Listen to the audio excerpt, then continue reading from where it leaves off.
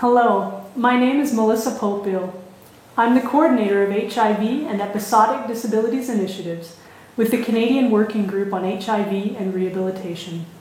And welcome to the Managing Your Health in the Workplace video for people living with HIV.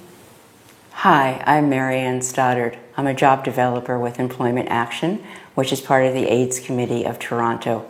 My clients are people living with HIV/AIDS who wish to return to the workplace and maintain their employment. This video is for people living with HIV who are currently working or who are looking for full-time or part-time work. Maintaining your health in the workplace is an important factor in feeling personally successful for those who are looking to work, and also in looking for balance between your personal and work lives.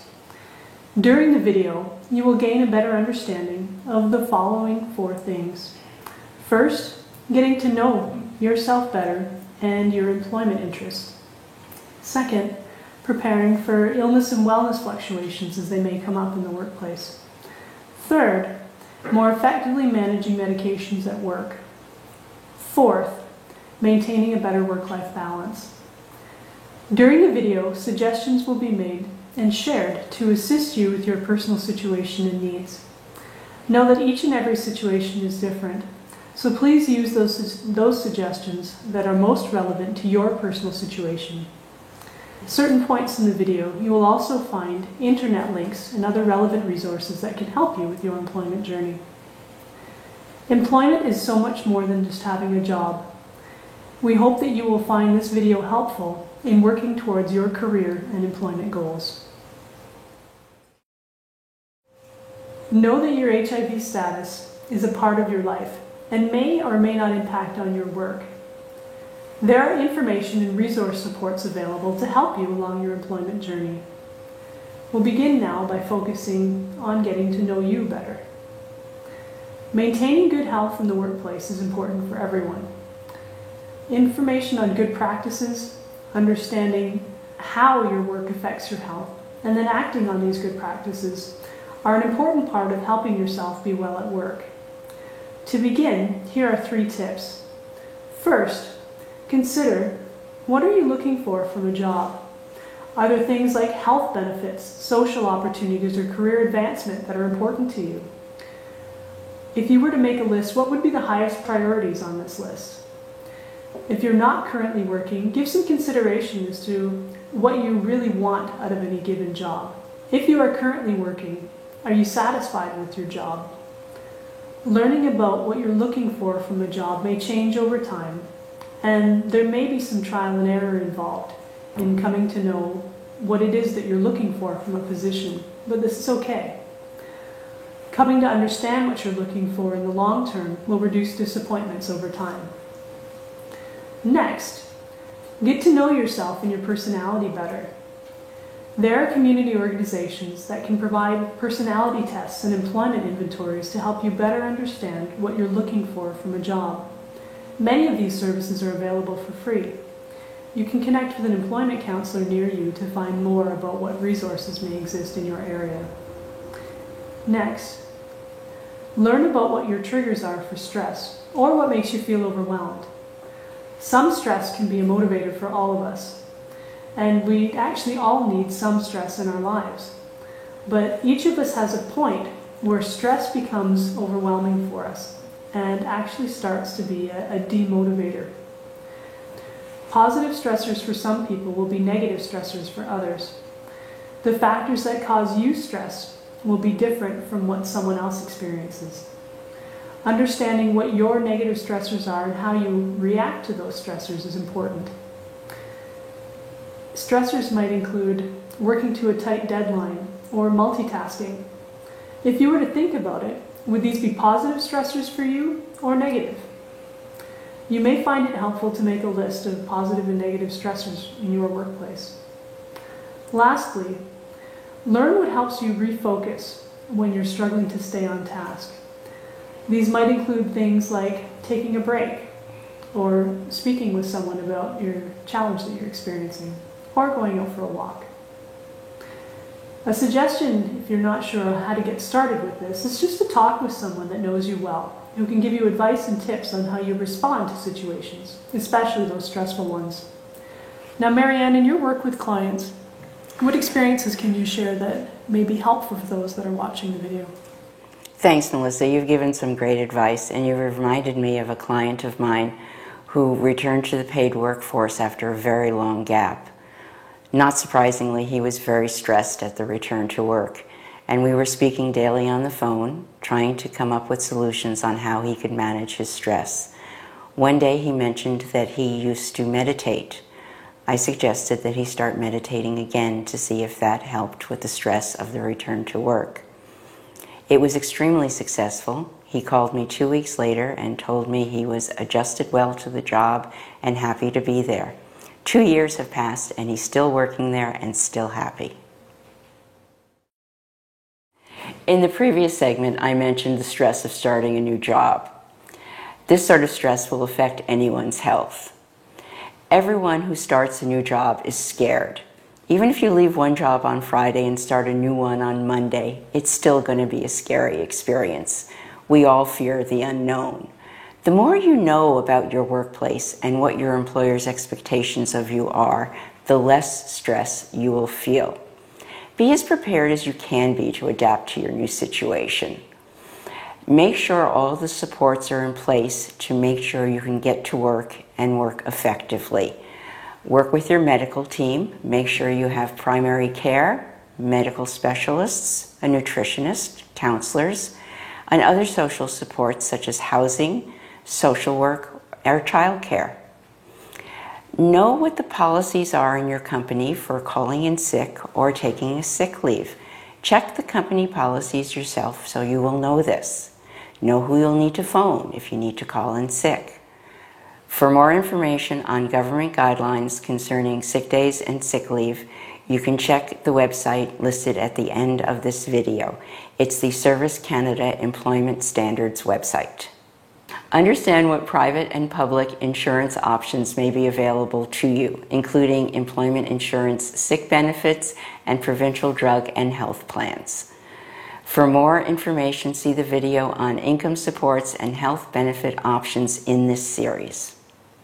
As far as doctor's appointments go, try and book them during non-work time. If this isn't possible, give your employer as much advance notice as possible to let them know when you will be off for your doctor's appointment. Be prepared to change shifts or make up the hours if necessary. The more knowledge you have of your workplace expectations and your own rights, the more you will feel in control. Be proactive in integrating your medical needs with the expectations of the workplace. This will build your own confidence and also your employer's trust.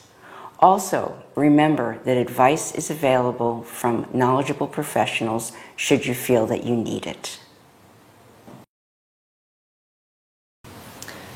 Marianne, what suggestions do you have on how to manage your medications at work? If you're taking medication, adhering to your medication schedule is very important. So know in advance how you will integrate taking your medicines with your work day. If your medication requires refrigeration, go to your employer in advance and arrange for access to a refrigerator. If you take medication that has a side effect that causes you to need the washroom frequently, discuss this with your employer and arrange for a workstation close to a bathroom. Talk to your pharmacist about what is the most appropriate way to store a daily dosage of medication. If your medicine goes in the fridge, you can keep it in your lunch bag. Just make sure you bring in your lunch bag every morning and bring it home every afternoon. Some people worry about being able to take their medication in private. If that's a situation that you have, then look for a private place at work. If nothing else is available, you can always use a washroom stall. These are just some suggestions to help you take your medicine on schedule while you're at work. Determine what your comfort level is in talking about your illness with your coworkers at work. How will you answer personal questions if they arise? Marianne, what suggestions do you have on how to handle those rather personal questions if they come up? Thanks, Melissa. Workplace relations should always be civil, professional, and respectful. You are not obliged to share personal, intimate information with your employer or your coworkers, including information about your diagnosis. If you find that you need to request accommodations from your employer, you will need to disclose that you have a disability. However, you will never need to disclose what that disability is. Some clients have told me that the most uncomfortable question they're asked is, "Why are you so thin?" Unfortunately, we live in a culture where the person who's asking that question believes they're delivering a compliment. They don't realize that that question is as awkward for a slender person as it is if you would ask an overweight person about their size. If you're asked that question, just dismiss it with a general but polite comment like, "This is my body type, the whole family is slender." Now, Marianne, what else can you share about feeling comfortable in the workplace? I think in order to feel comfortable in the workplace, your job has got to be a good fit. Before you apply for a job, look at the job duties listed on the posting. If any of them seem like they might be a risk to your health, then reconsider applying for that job. The Labor Market Information website listed at the end of this video has general work descriptions and working conditions for many job titles that may help you get some general information. If after you begin your job you find that certain tasks are challenging, you can visit your Human Resources department or talk to your direct supervisor if you work in a company that's not big enough to have an HR department, and ask for accommodations that will allow you to perform your job comfortably. If you're in need of accommodations at work, make a specific request for an accommodation and let your employer know that you have a disability or a chronic condition that will not affect your overall performance. Discuss what your needs are for the accommodation and how they can be met. Know that your employer will take your suggestions and make a decision about what is best for everyone involved. When a problem comes up, look for a solution before it becomes a bigger issue. Go to your employer with a proposed solution. This can help your employer know what your needs and strengths are and build a relationship of trust. Put your best self forward with your employer. Not only will this help build the trust of your employer, but it will also increase your own comfort level in the workplace and give you a greater likelihood of a good reference later should you need one. Many people find that in addition to caring for their own needs, that they're also caring for the needs of others. If this is your situation, talk with your employer if you have a need for accommodation, as your employer may be able to help you. If you are eligible for employment insurance, you may also be eligible for another benefit also offered by the Government of Canada, called the Compassionate Care Benefit. See the Employment Insurance website for more information.